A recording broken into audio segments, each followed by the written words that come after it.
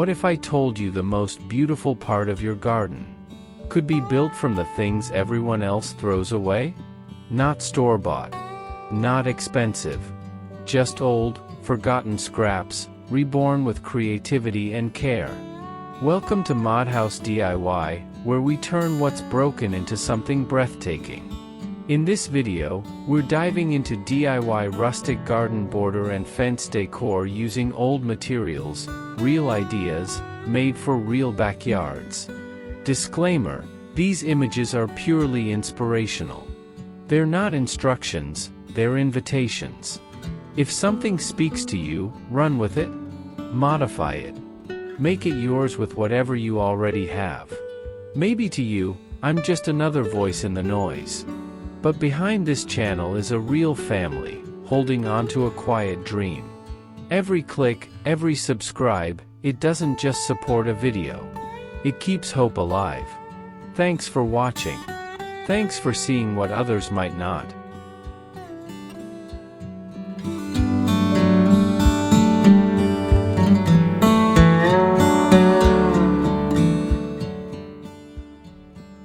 Some gardens whisper stories in the rustle of leaves or the flutter of a butterfly. But here, along this handmade fence and flowered path, what speaks isn't nature alone. It's the echo of forgotten machines, reborn as beauty. Look closely at the boards.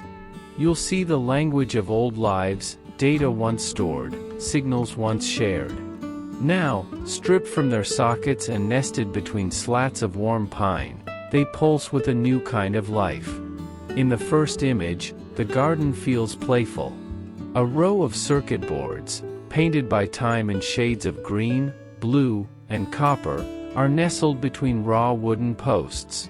Each one is different, some etched with tiny copper veins, others marked with silver grids and golden foil.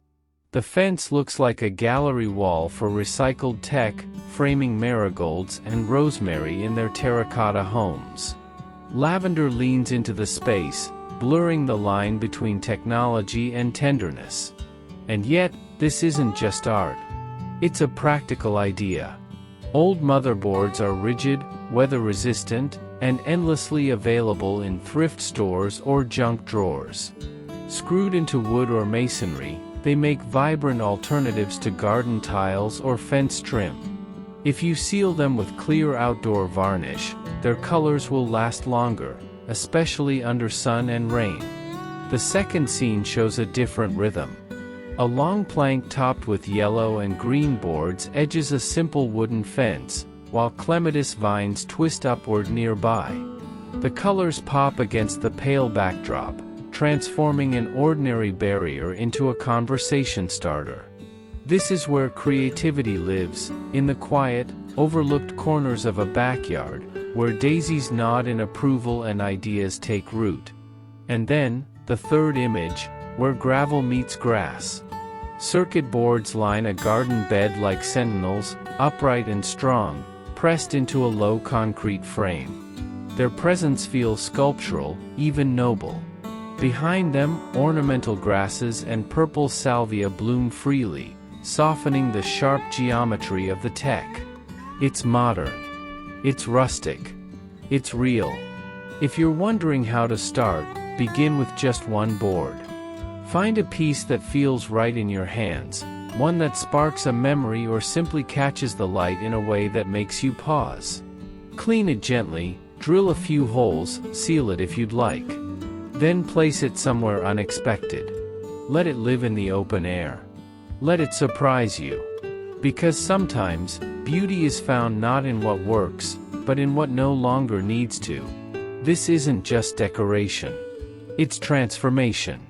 And maybe, in some quiet way, it's healing, turning broken things into something whole again.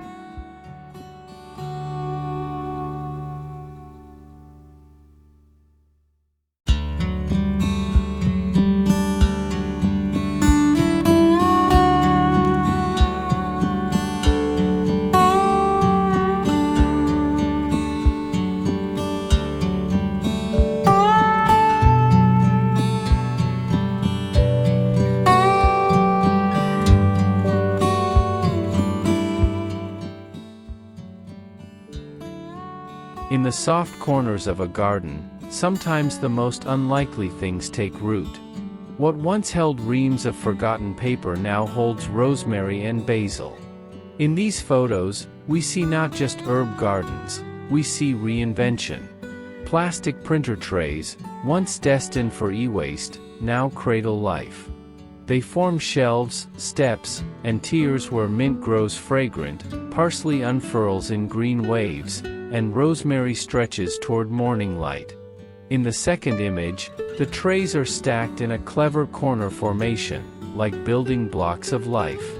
The structure is sturdy but flexible, resting on a wooden pallet like a humble stage.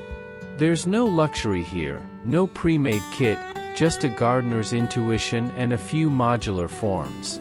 It's this kind of simplicity that makes DIY feel attainable. A watering can rest patiently beside the setup, like a quiet partner in the rhythm of everyday care. This is what gardening looks like when you let function and imagination dance. The first photo, meanwhile, shows how vertical space becomes possibility. One printer tray, aged and sun-faded, mounted against a wooden fence. The pots it holds are small, but their purpose is rich: mint for tea, thyme for stews, basil for that last touch of summer on the tongue. Above them hang garden tools, ready but not rushed. And to the side, ivy quietly climbs, as if drawn toward the scent of earth and intention. Then there's the third image, tidy, calm, and modern. Chalk labels red chives, cilantro, basil, and beneath the names, life flourishes. The trays are mounted on a repurposed wood board, possibly salvaged from an old drawer or crate. It feels like a kitchen garden, a morning project, a hobby that grew into habit. The beauty here isn't loud. It doesn't shout for attention. It invites it. If you're wondering whether you could do something like this, the answer is yes. Start with one tray. Drill small drainage holes. Fill with good soil. Add seeds or seedlings. Let them reach for the sun. You don't need a yard, just a bit of wall, a sense of curiosity, and time. In a world that moves too fast, this kind of slow creation feels revolutionary. To take what was once cast aside, and make it grow. So the next time you see a piece of plastic destined for the trash, hold it a moment longer. Imagine it as a frame for food, for fragrance, for life. Because here, with dirt under your nails and something green on your hands, you're not just growing herbs. You're growing possibility.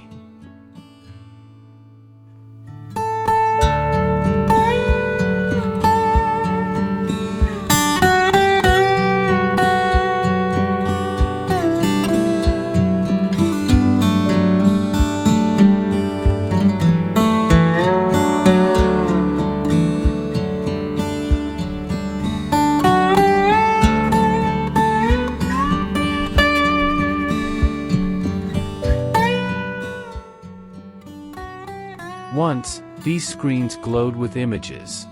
Now, they glow with life. In a world constantly chasing what's new, something beautiful happens when we choose to pause and plant into what's been left behind. These three gardens, quiet, unexpected, clever, show us how a broken television doesn't have to be the end of a story. It can become a frame for something far more alive. In the first photo, a vintage TV set rests flat on a weathered garden table. Where glass once flickered with moving pictures, now soft moss cradles clusters of succulents, ghost plant, blue echeveria, and plump sedum pearls. The frame becomes a window not into a broadcast, but into a still life that grows and changes with time. Garden tools lie nearby, scattered casually, as if someone just stepped away for a sip of tea. There's intimacy in the imperfection, and joy in how approachable it feels. Not far away, a second screen has found its home on a whitewashed brick wall. Here, the idea becomes bolder. Succulents are packed tightly, layered like brushstrokes in a painting. It's a living mural, breathing against the stone, lit by the gentle gold of evening sun. The composition feels curated, almost sculptural, yet still full of softness. Below, a simple bench waits beneath, surrounded by terracotta pots that quietly echo the tones of the succulent's tips. Then there is the third view, precise, modern, and full of contrast. A sleek black television, its screen replaced with rich soil and wire mesh, is mounted against a wooden fence. The arrangement is clean and symmetrical, green rosettes centered perfectly, cascading burrow's tail softening the lower edge. A nearby garden hose loops lazily, while a potted vine leans in from the side, as if admiring the transformation of tech into nature. And yet, none of this is complicated. To recreate something like this, you only need an old TV case, often easy to find at thrift stores, recycling centers, or curbside during cleanup season. Remove the screen and inner electronics, line the cavity with mesh or breathable fabric, then fill with a lightweight planting mix. Choose drought-tolerant plants like succulents or mosses. Arrange them closely so they anchor each other in place as they grow. Mount it somewhere with partial sunlight and let it evolve with time. What makes these projects special isn't just the aesthetics. It's the message. That even things built to entertain, to be loud and fast and fleeting, can be reclaimed into quiet, slow, living beauty. They're not just planters. They're symbols of growth after stillness, of stories beyond utility, of how, when we take the time to see potential in the discarded, something deeply human awakens. You don't need a new pot. You need to look again at what you already have. And maybe, just maybe, what you'll grow from it will surprise you.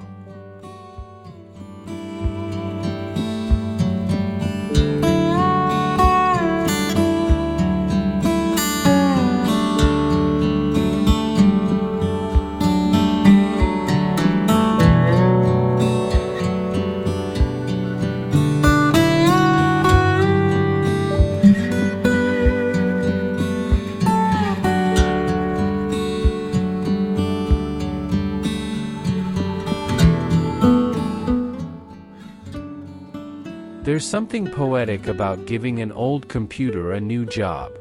Once, these machines processed data, held memories, ran programs that shaped digital worlds. Now, in this tiny garden at the edge of a fence, they hold something simpler, but far more alive. Soil. Roots. Leaves reaching toward the sun. In the first image, you'll notice a row of metal CPU towers, lined up like soldiers, their ports and stickers still clinging to the surface like fossils of another life. Between them bloom marigolds and zinnias, their colors bold against the gray and silver. There's no attempt to hide the past here. No glossy coat of paint. Just raw reuse, made charming by intention. A watering can leans against the fence as if waiting its turn in this ongoing experiment in beauty.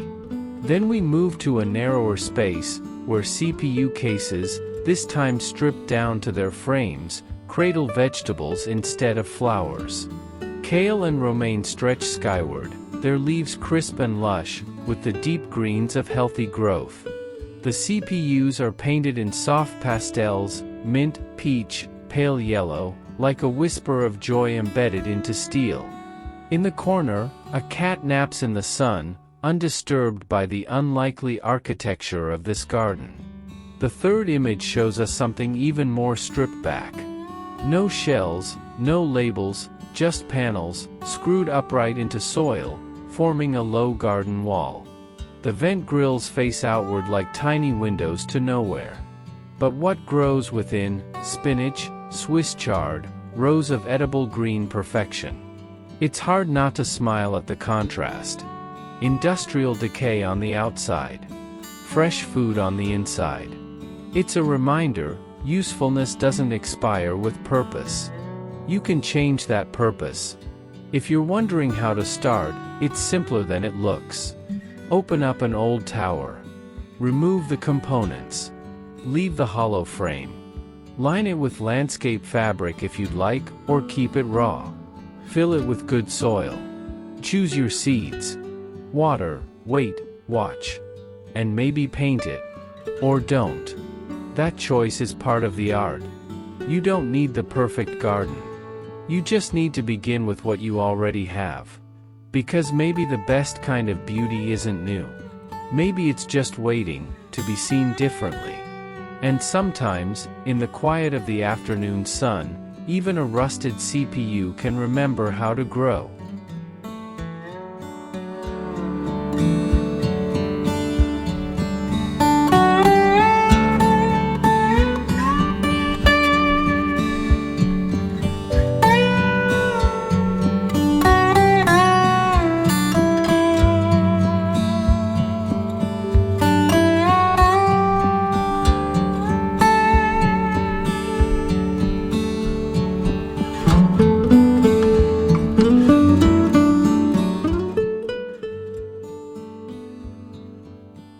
Light bulbs are meant to shine. But when they break, or burn out, or flicker their last glow, we toss them aside, often without a second thought. But in one quiet garden, that old belief has been gently overturned. Look closely at the first image, and you'll see a line of delicate bulbs, frosted, clear, shaped like teardrops, pressed into soft soil like tiny glass sculptures.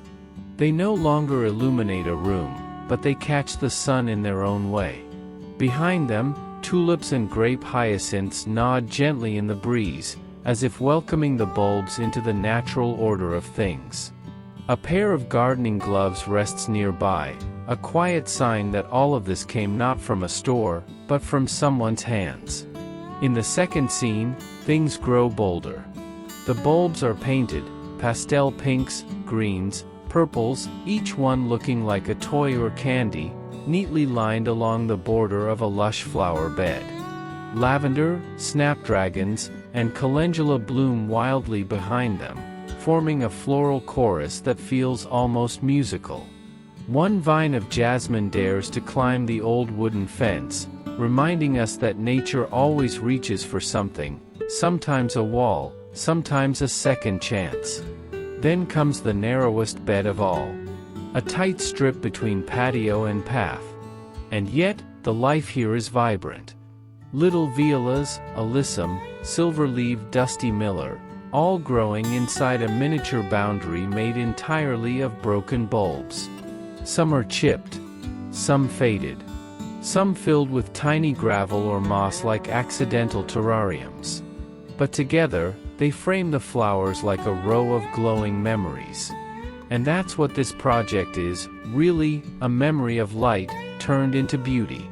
If you want to try this at home, start with bulbs you already have. Handle them gently, wear gloves when you can, and rinse them out. Push them halfway into the soil to keep them steady. You can paint them, or leave them bare to catch the sunlight. Try arranging them in curves. Or add moss inside for a fairy garden feel. What matters is not perfection. What matters is the joy of creating something quietly wonderful, from something once considered useless. So maybe the next time a light goes out, you'll smile, because you already know how to make it bloom again.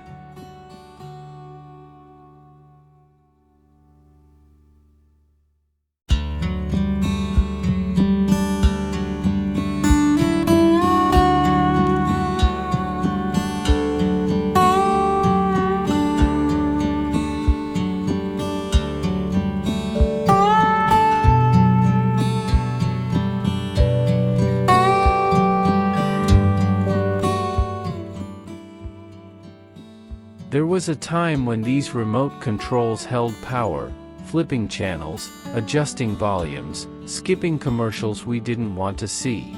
But now, their buttons are worn, their batteries forgotten. And somehow, that makes them even more beautiful. In a quiet corner of a backyard fence, these relics of modern life are no longer tools of convenience. They are now part of something far more grounding, a living wall of memory and renewal. Old remotes, once tossed into drawers or destined for landfill, now cradle the smallest signs of life. Tiny succulents bloom from the spaces where batteries once lived. Moss spills from volume buttons. Aloe stretches out from cracked screens. In one version, the remotes are lined up like quiet soldiers on a wooden plank, each one cradling a tuft of green life, while ivy and honeysuckle frame the scene like nature reclaiming her rights. Another wall, in a cozy urban patio, feels more like a coded mosaic, black and gray remotes zip-tied to the wall, turned into grid-like planters. Plastic pots of mint, thyme, and oregano hang in between scratched casings. It smells like hope, if you lean in close enough. A metal stool nearby, a watering can resting gently beside, waiting for the next hands to pick up the ritual. And along a side alley where light barely touches, a whimsical row of pastel-painted remotes dot the fence. Some are terracotta orange, others baby blue, their screens hollowed into little homes for succulents. As the wind moves, shadows from a nearby tree dance across their shapes, as if applauding this quiet rebellion against waste. What's most beautiful about this idea is how forgiving it is. You don't need perfection. You don't need a blueprint. You just need old remotes, a drill, a little soil, and something green to grow. Even in the smallest yard, even on the narrowest wall, there's room to plant something that thrives. So the next time you find a remote that no longer works, don't throw it out. Give it a second job. Let it hold life instead of laziness. And slowly, like the remotes on these fences, you'll realize, not everything broken is useless. Some things just need to be reimagined.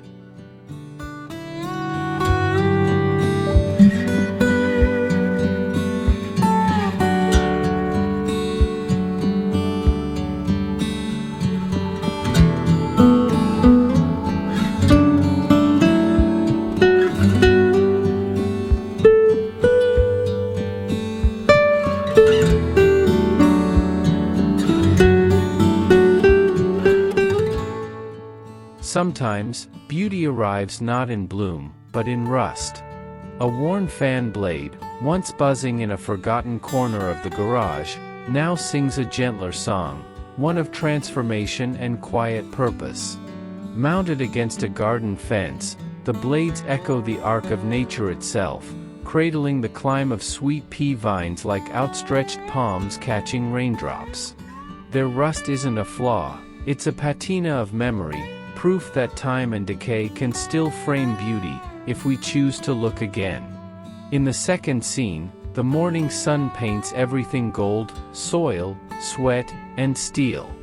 A fan blade tripod, shaky but strong, supports a flourishing tomato plant, its arms holding the weight of green promise.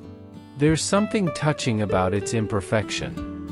It leans a little, welded by hand, not by machine. This trellis wasn't born in a factory, but in a moment of need and imagination, perhaps during a quiet weekend when someone simply said, "What if we used this?" The last photo whispers even softer. Under the slatted beams of a pergola, broken white blades stretch out like aging arms, weathered and cracked, yet still generous.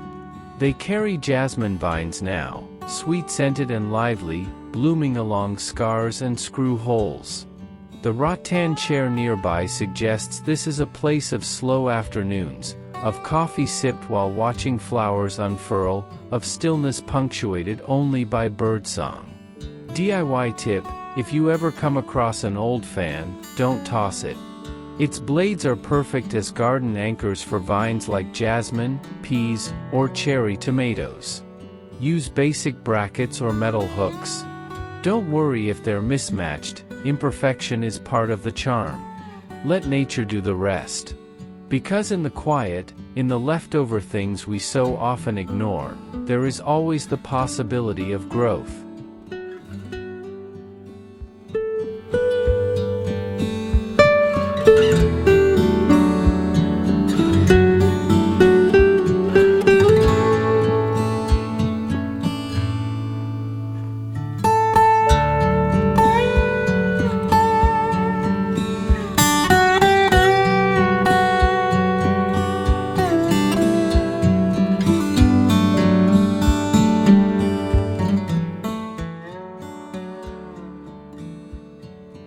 They once played music for crowded rooms. Now, they hum a different tune, silent, but alive with color. In the quiet edges of a tiny garden, old speaker boxes find new purpose. Weather-beaten and cracked, their wooden frames no longer pulse with bass, but cradle the rhythms of nature. This isn't a project born of blueprints or perfection, it's born from the heart. A cracked faceplate, chipped paint, trailing wires, none of it matters when cosmos sway gently in the breeze, or when petunias spill over the rim like cascading chords of color. The first speaker stands proud, its surface a patchwork of peeling veneer and rusted mesh. Yet inside, a riot of violet lobelia and golden petunias bloom from rich soil, as if the speaker now sings in flowers instead of frequencies. Nearby, a pair of gardening gloves lie in the dirt. Real work happened here. Hands dug. Soil scattered. No designer touch, just intention. A second one sits on a narrow brick path, its front grille missing, its body scratched with stories. Yet what it holds is beautiful: marigolds, pansies, tiny violets glowing like stained glass in dappled sunlight. The whole space feels imperfect and poetic, as if the speaker had waited its whole life for this role, not to amplify sound, but to amplify life. And then, tucked beside a vine-covered wall, a final duo, two old speakers, weathered side by side. From their hollowed centers grow grasses and cosmos, and time that spills like soft green hair across their battered frames. Wires still dangle loosely into the ground, like roots refusing to let go of their electric past. Here's a tip: if you want to try this at home, don't worry about cleaning them too much. The weathered look gives character. Drill a few drainage holes, line the inside with garden cloth, then fill them with a mix of soil and slow-release compost. Use trailing plants like thyme or lobelia to soften the edges, and place them where they'll get 4 to 6 hours of sunlight. Let the rest be guided by curiosity. This is more than a DIY planter. It's an invitation to listen differently. Not with ears, but with your eyes, your hands, and your heart.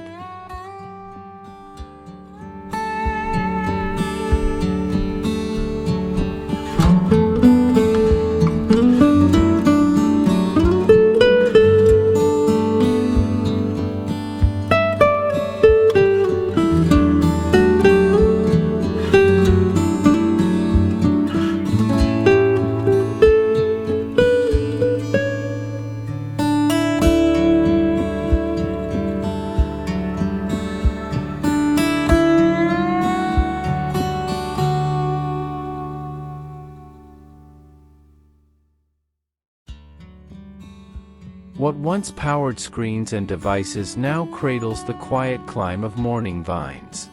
In the back corners of city patios and quiet fences, a gentle rebellion begins, not loud or polished, but personal. These tangled cables, once tossed in drawers or forgotten behind desks, have found a second life. They no longer carry electricity, they carry intention. Against the white slats of a garden fence, frayed USB cords are stretched between two aged poles.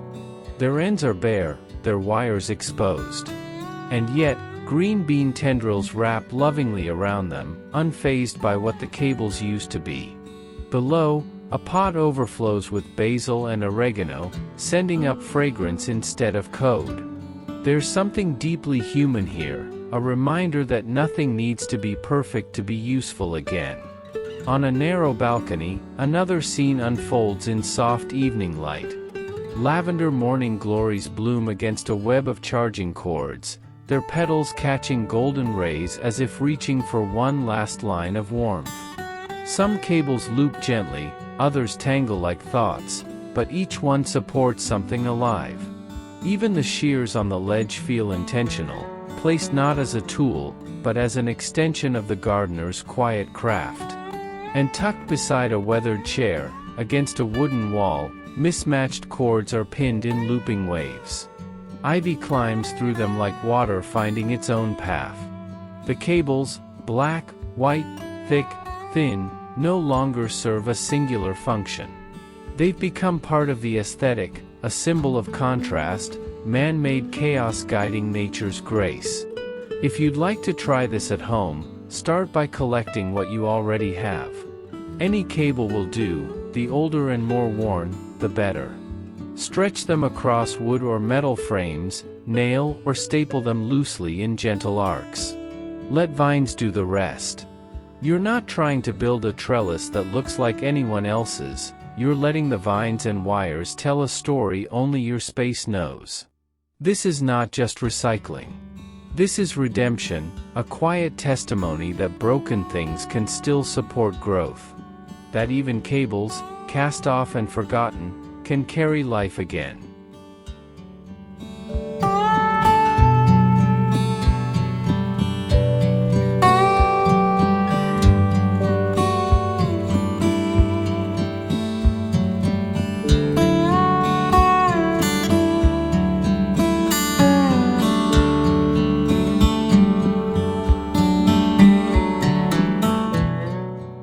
Once, these antennas reached for invisible broadcasts, catching channels, carrying voices.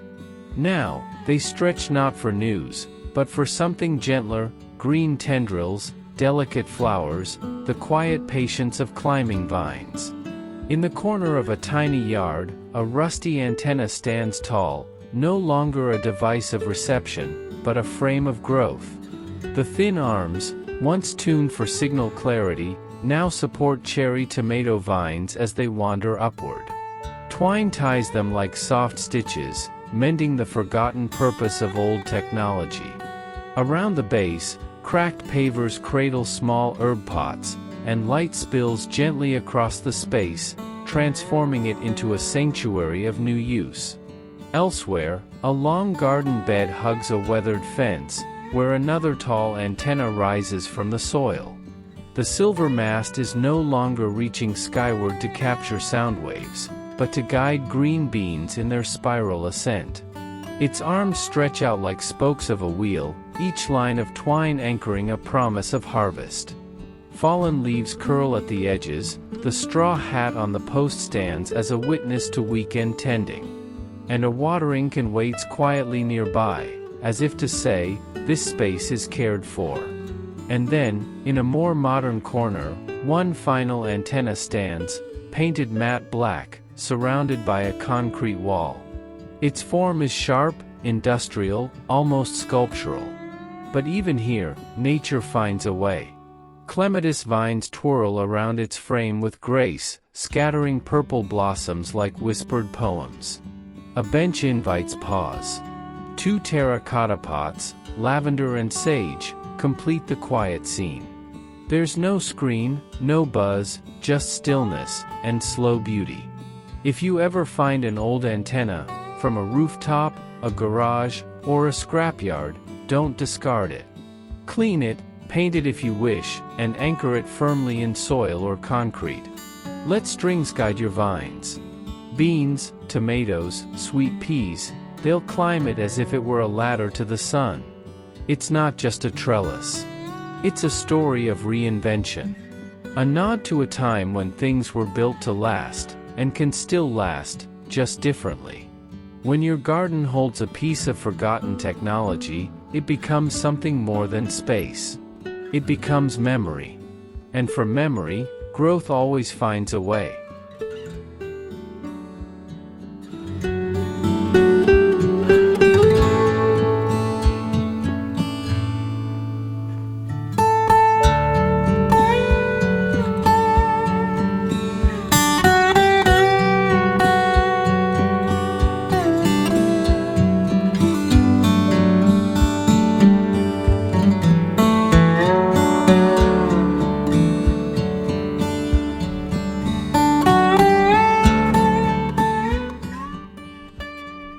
There was a time these bulbs shone in kitchens, flickered over workbenches, and lit the last chapter of a good book.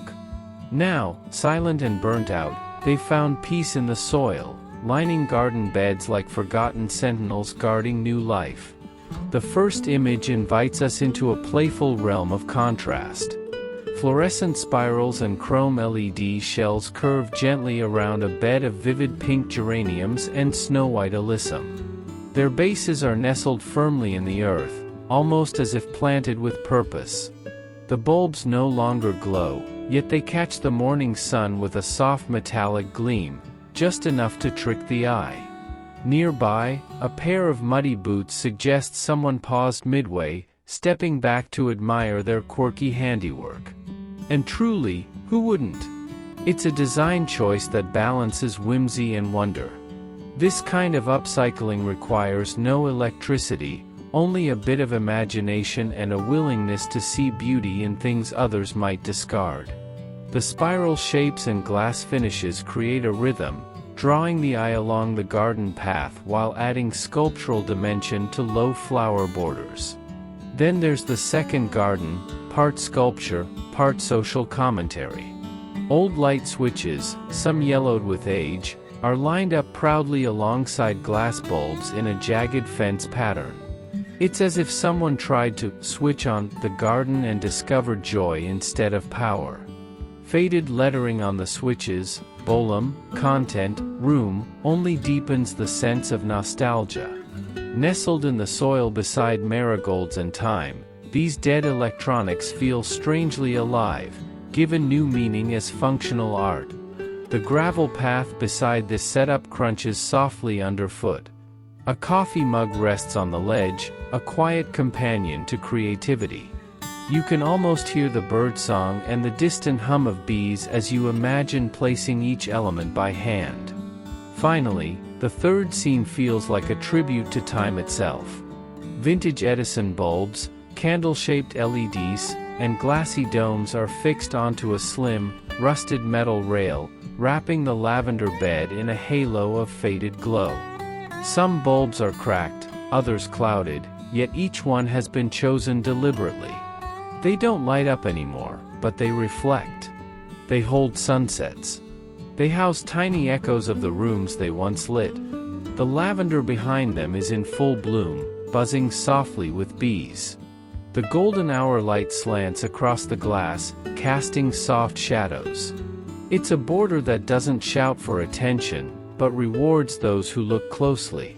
There's something sacred in the repurposing, like honoring the history of every object and letting it continue telling stories. DIY tip for viewers: you don't need special tools. Just gather used bulbs or switches, clean off dust and rust gently, and line them into your soil or attach them to a narrow salvaged beam or pipe. Leave gaps if needed, imperfection is part of the charm. And don't worry about electrical risk. As long as the pieces are disconnected and dry, they're just sculpture now. More than decoration, this is storytelling through salvage. An act of making peace with the past and weaving it into something blooming.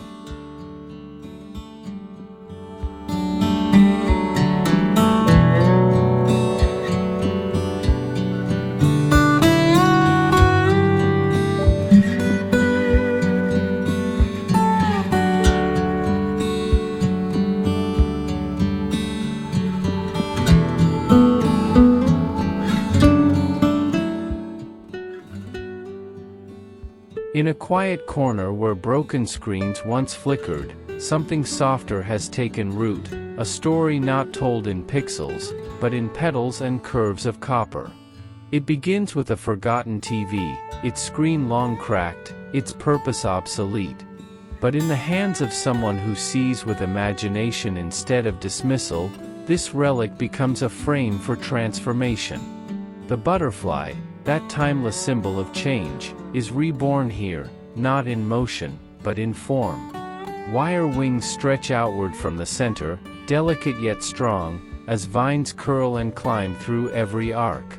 One trellis is fastened to a plain white wall, just beside a bench where muddy boots rest. The wires form elegant loops, each one pulling the eye outward like ripples in still water. Star jasmine vines follow those lines instinctively, blooming in small bursts like quiet confetti. The symmetry is mesmerizing, yet never forced.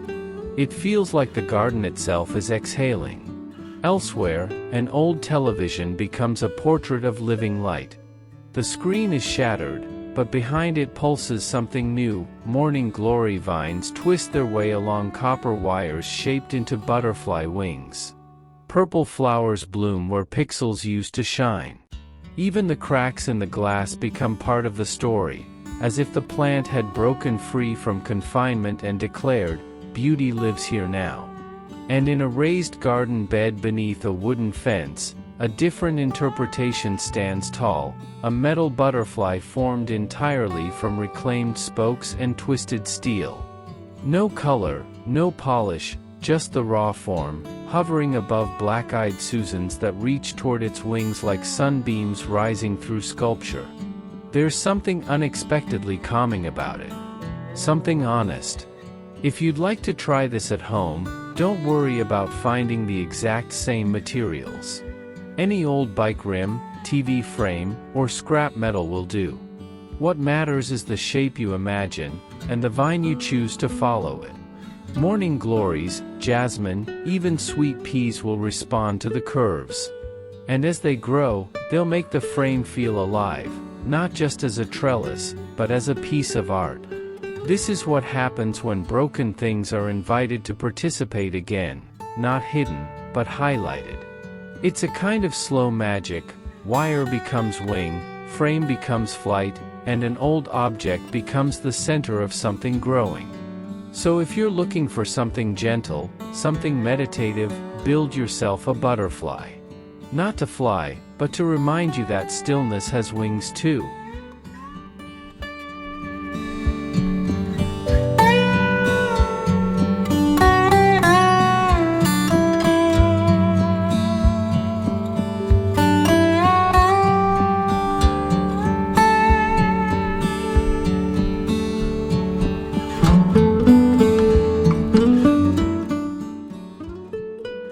There's a certain kind of poetry in things left behind, objects once essential, now discarded.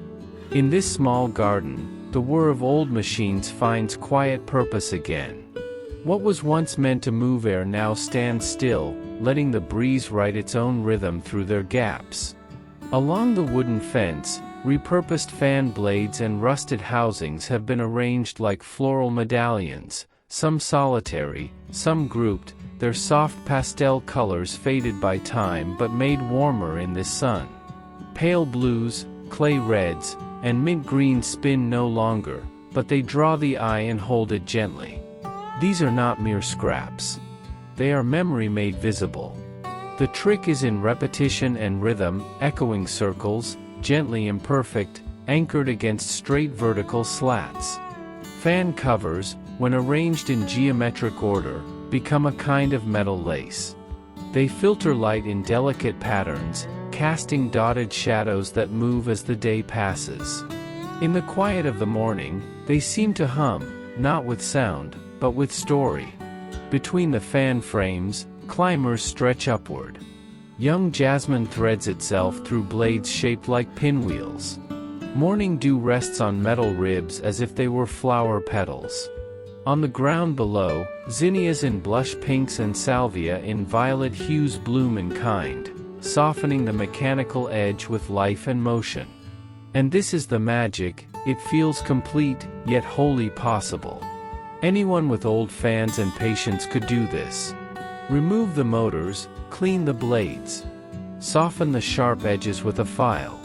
Paint them in tones that speak to you, maybe the same dusty palette, or perhaps something more vivid and wild. Mount them on reclaimed wood, leaving room for light to pass through. Let the plants find their way. There's no need for perfection. Rust adds history. Scratches make it human. You don't build beauty like this from blueprints, you feel your way into it, one fan at a time.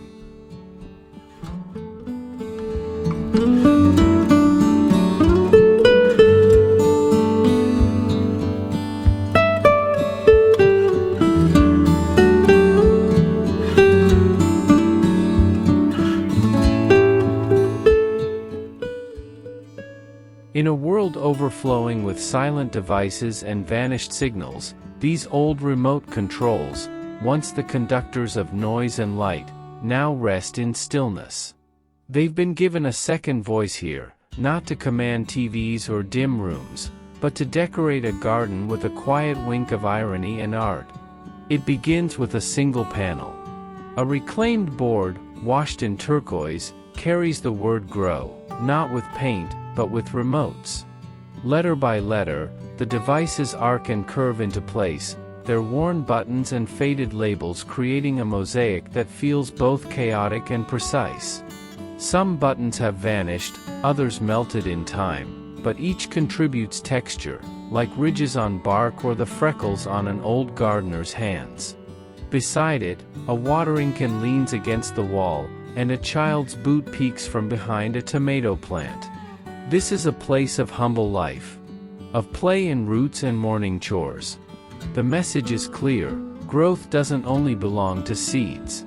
Deeper into the fence line, another pattern unfurls, a spiral, sunburst-like, made entirely from more of these forgotten remotes.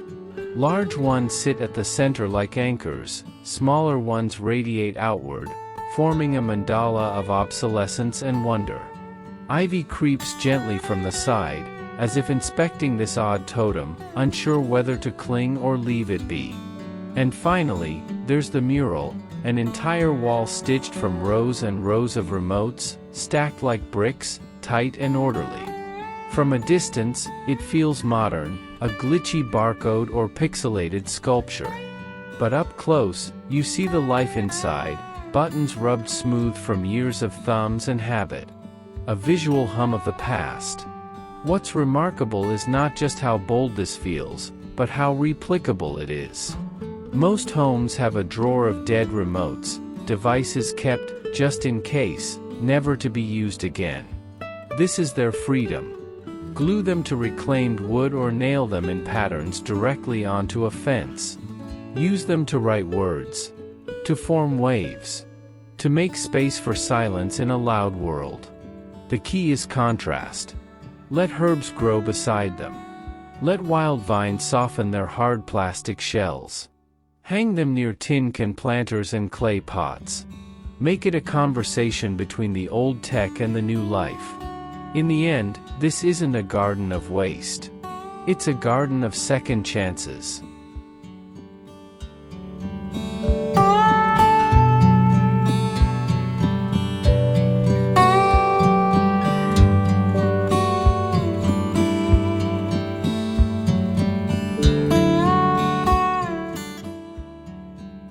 In a quiet backyard where sunlight dances between fence slats, the old metal drums have found new purpose. Once used to store oil or paint, they now cradle life. Painted in earthy tones, ochre, rust, and pine, they no longer speak the language of industry. They whisper in green. Each drum tells its own story. One bursts with the jubilant leaves of romaine, reaching tall with gentle pride. Another hums with cherry tomatoes, dangling like rubies kissed by morning dew. Their soil is rich and giving, not just with nutrients, but with quiet encouragement for anyone who passes by. Near the wooden bench, two tools rest like loyal companions, still speckled with soil from yesterday's tending. This is a garden shaped not by trends, but by practicality and love. Each recycled drum is placed not just for beauty, but for balance, creating a natural border that guides the eye and frames the path of care. Walk to the side of the home, and the rhythm continues. Dented barrels with traces of old logos stand tall beneath the afternoon sun. Kale stretches upward beside sweet basil, while marigolds, bright, cheery, and full of purpose, glow between them. They are not just color, they are guardians, warding off unwanted pests in a way that no chemical ever could. And look closer still.